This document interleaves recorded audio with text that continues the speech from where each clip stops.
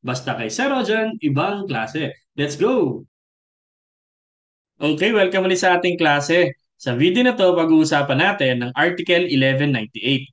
Yung sa article na to, dinidiscuss kung kailan pwedeng mawalan ng karapatan si debtor na magamit yung period. Paano nga ba kung halimbawa si debtor na wala ng karapatan para mapakinabangan yung period na pag-usapan? Paano nga ba? At kailan ba nawawalan ng karapatan si debtor para ma-enjoy niya yung period? Ready ka na? Sige, start tayo. Let's go! Ayan, sige, basahin muna natin. Article 1198. The debtor shall lose every right to make use of the period. Number one, when after the obligation has been contracted, he becomes insolvent unless he gives a guarantee or security for the debt. Number two, when he does not furnish to the creditor the guarantees or securities which he has promised.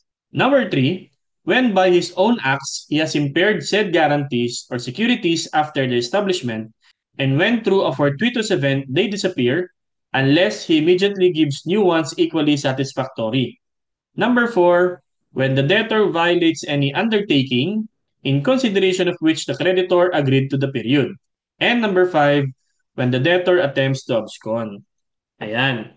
So dito sa article na to, pinag-uusapan kung kailan pwedeng mawala yung right ni creditor na magamit yung period. Kasi di ba dun sa previous article natin, ang general rule, kapag yung dalawang party nag-set ng period kung kailan i-perform yung obligation, it is for the benefit of both of them. So halimbawa, nangutang si debtor kay creditor, December 31 ang bayad, hindi pwedeng maningil si creditor hanggat hindi pa nadating yung araw na yon. Hindi rin pwedeng magbayad si debtor ng advance. So, ibig sabihin, kailangan intayin yung December 31 kasi pareha silang makikinabang dapat doon sa period na napag-usapan. And then, itong 1198, sinasabi naman, kailan pwedeng mawala yung right to enjoy si creditor. Kaya ito yun. Yan. So, when debtor loses the benefit of the period. Kumbaga, kailan yung mawawalan na ng right to enjoy si debtor na magamit yung period. Kasi may mga ginawa siya na hindi niya dapat gawin. Ito yung sinasabi sa Article 1198. So pag nawala yung right to use the period, pwede nang maningil ngayon si creditor anytime. So mangyayari sa obligation, obligation becomes pure and demandable. Kasi di ba nung una siya ay obligation with the period. Dahil si debtor meron siyang mga ginawa na i-enumerate natin, yung obligation with the period, mawawala na yung period, magiging pure na siya and demandable. So maniningil na ngayon si creditor kahit hindi pa dumadating yung araw na napag-usapan nila. Because of these five scenarios. Number one, okay, naging insolvent. Okay? After the obligation has been contracted, the debtor becomes insolvent. Okay? Pag naging insolvent bigla si debtor, magiging demandable na yung obligation kahit hindi na intayin yung period na pag-usapan. Maliban na lang kung magbibigay siya bigla ng guarantee. Yan yung sinasabi. Unless may guarantee. Unless there's guarantee or security. Halimbawa, nung una, nangutang si A kay B. Okay? 100,000. Babayaran sa December 31. Walang security. Kumbaga, walang collateral. Okay, kasi tiwala si creditor na magbabayad naman siya kasi kala niya may pera naman lagi. Biglang nawalan ng pera, insolvent na, declared na ng court na siya ay insolvent talaga. Magiging demandable na ngayon. Okay? Maliban na lang kung magbibigay ngayon si debtor ng security after nilang mag-usap do sa unang obligation. So pag nagkaroon na ng ngayon ng ng security, edi mananatili siyang obligation with the period. Okay? So pag becomes insolvent, magiging pure. Pag with guarantee na, remains with the period. Yan, mananatili siyang obligation with a period. So dyan pumapasok yung mga pledge or yung mortgage bilang security. Okay? Halimbawa, ay, hindi na makakabayad. Pero itong laptop ko, sige, Para lang manatili akong may period pa din yung obligation ko. Yun na muna tong laptop ko bilang guarantee. Okay? So, yun. Mananatili pa rin with the period. Paano nga sir halimbawa, wala na nga kasi talaga siyang property kasi insolvent na nga eh. Pwede bang third person ang magbigay ng guarantee? Yes. Third person may provide. Halimbawa, may kaibigan, may kamag-anak. Yan. So, halimbawa, ay, ano, creditor, wala na ba talaga akong pera? Okay, sabi ni creditor, paano yan? Sabi sa 1198, pag insolvent ka na, pwede na ako maningil. Hindi na natin kailangan intayin yung December 31 na napag-usapan. Sabi ni debtor, ay pero itong kaibigan ko, willing daw siyang ihabilin muna. I-collateral yung kanyang iPhone 17 niya, fully paid. No? O sige, pumayag naman si creditor, mananatiling obligation with the period. Pero sir, kailangan ba ng judicial declaration dito? Not necessarily. So itong becomes insolvent, judicial declaration is not necessary. Okay, hindi naman required. Judicial declaration not required. Pag kasi laging sinasabi ni debtor, wala na ako sa tong pera, wala nang ganyan, pwedeng maging insolvent na siya, o edi maniningil na ngayon. Ay kung wala ka ng pera, edi basta magbayad ka na ngayon, maniningil na ako ngayon. Baka tuluyan ka na mawalan ng pera. Okay? Ay kung ayaw mong magbayad ngayon, edi magbigay ka ng collateral. Yan. Okay? Yan. So again, pwede ang third person mag-provide ng guarantee or security. Okay? Yan. Number two, kailan mawawalan ng right si debtor na magamit yung period? Yan. Kapag hindi siya nag-furnish ng guarantee or security kagaya ng kanyang ipinangako. Okay? So nakalagay dyan, does not furnish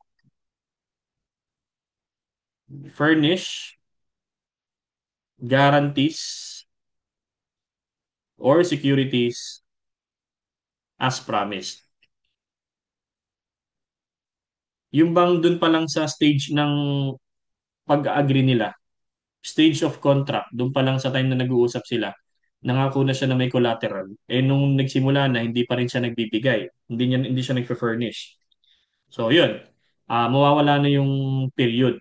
Halimbawa, si A, nangutang kay B, let's say 100,000. Babayaran ay December 31. Okay?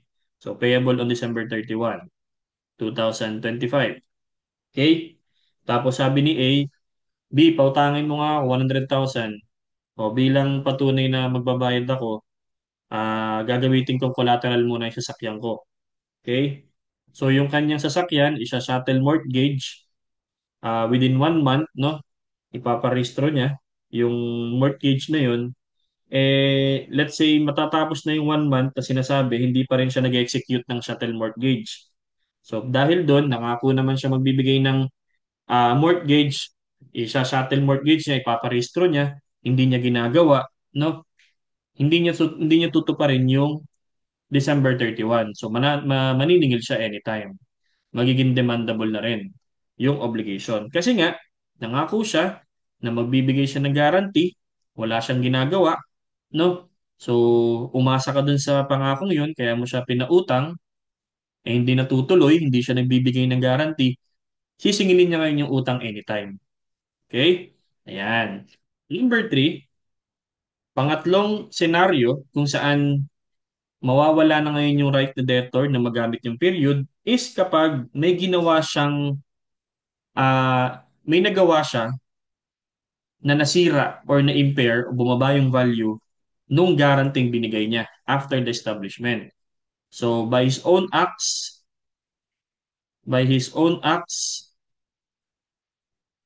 he has impaired guarantees or securities after the establishment. After establishment. Take note, dapat siya mismo ang gumawa. Okay, halimbawa, nangutang ulit itong si A. kay B, 100K. Babayaran ay December 31, 2025. Okay? Let's say, sabi ni A, i-collateral niya daw yung kanyang sasakyan. Eh yung sasakyan, pagkatapos nilang makipag-usap, ginamit niya pang pambiyahe, tapos nasira bigla, na aksidente. Ayan. So after the establishment of the obligation, may ginawa si debtor na nasira yung ginamit niyang pang-guarantee, in this case, yung sasakyan, okay? Car was destroyed accidentally, okay? Yan. So kahit na yan ay kung ano man ang nangyari, pero dapat yan ay by his own acts. Wala, magiging demandable na rin yan at once.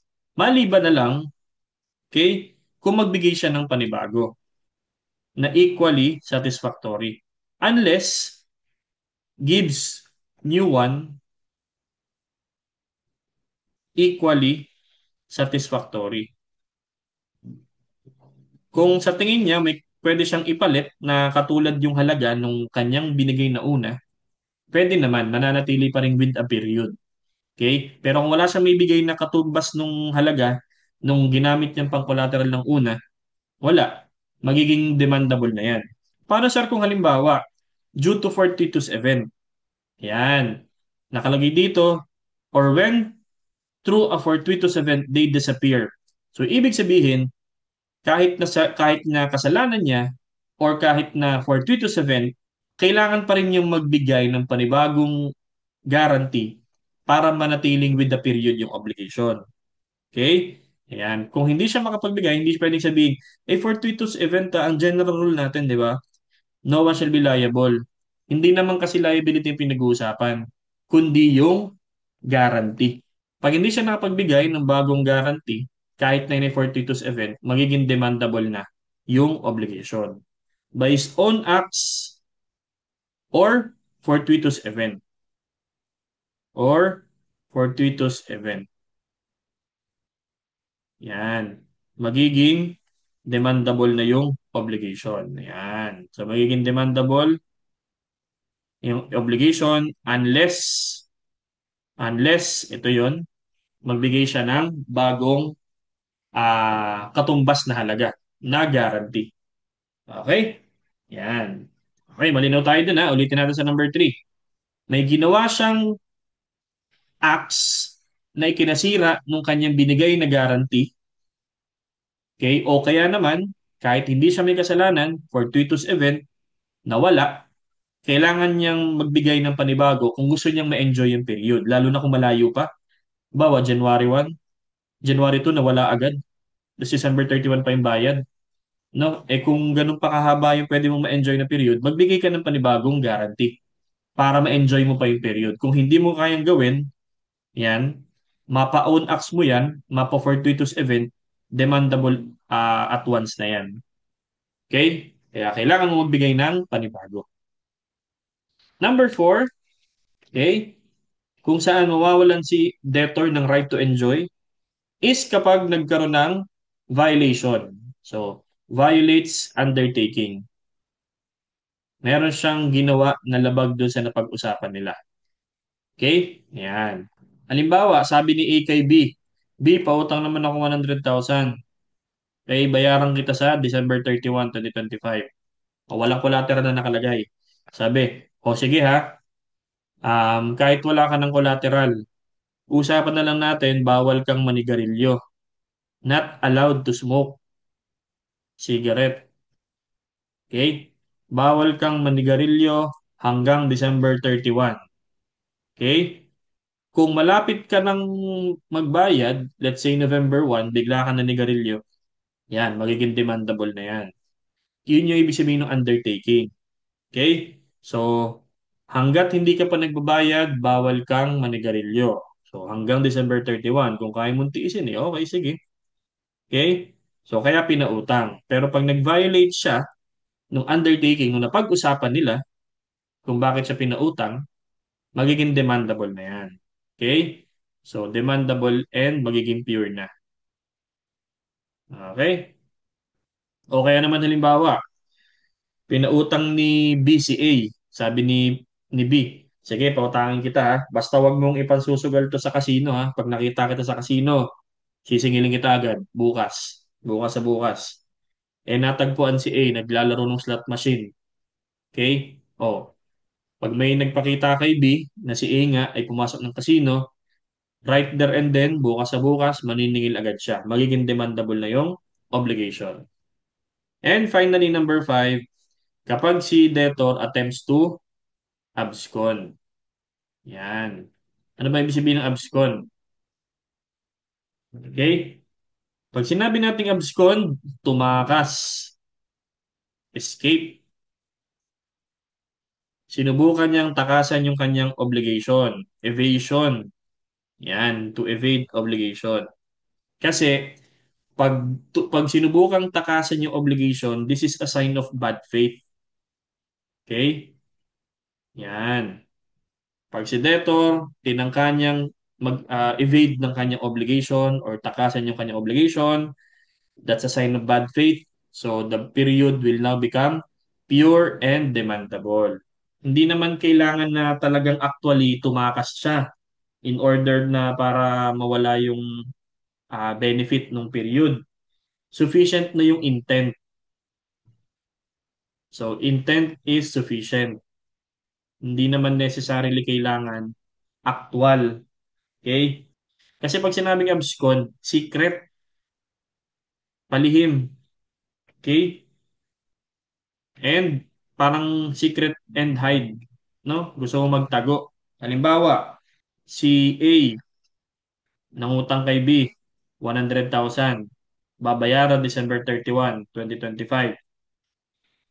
Tapos itong si A lumipat ng lugar, no? Siya ay nag-relocate. Okay? Hindi sinabi kay B. So palihim. So si A lumipat ng ibang bayan. So meron siyang intention na takasan yung kanyang utang. So itong si B pwede na siyang maningil. Okay? So demandable na yan. Demand. Yan. So hindi kailangan makitang actual na tumatakas si A sa kanyang utang, no? Sapat na yung intention na siya ay merong intent to abscond or to escape or to evade the obligation. Okay? So ito yung sinasabi sa 1198, kailan mawawalan si debtor ng right to enjoy the period or right to use the period? Kasi ang general rule natin, both of the parties are benefiting from the period. That's why they cannot compel to perform hanggat hindi pa dumadating yung period. However, 1198 states that kapag si debtor naging insolvent, unless magbigay siya ng guarantee, mawawalan siya ng right to enjoy or to use the period. Kapag si debtor hindi niya binigay yung pinangako niyang guarantee, mawawala na rin siya ng gamit ng period o kaya naman may nagawa siya na kinasira ng kanyang binigay na guarantee or may fortuitous event na wala yung guarantee, magiging demandable na rin unless magbigay siya ng bagong katumbas na halaga. Mawawalan na rin si debtor ng right to use the period kapag meron siyang na-violate sa napag-usapan. And finally, pag sinubukan niyang takasan yung kanyang obligasyon. So ito yung 1198. Kung medyo nahihirapan ka or medyo nahihirapan ka sumunod or medyo nalito ka, ulitin mo lang yung lecture video natin. I'm sure makukuha mo rin yan. So I hope meron akong bagong na-impart sa inyong learning na magagamit sa inyong mga klase. And like kong sinasabi sa inyo, mag-aral kayo mabuti, ingat palagi, lagi tatandaan, ibang klase ka. Bye-bye!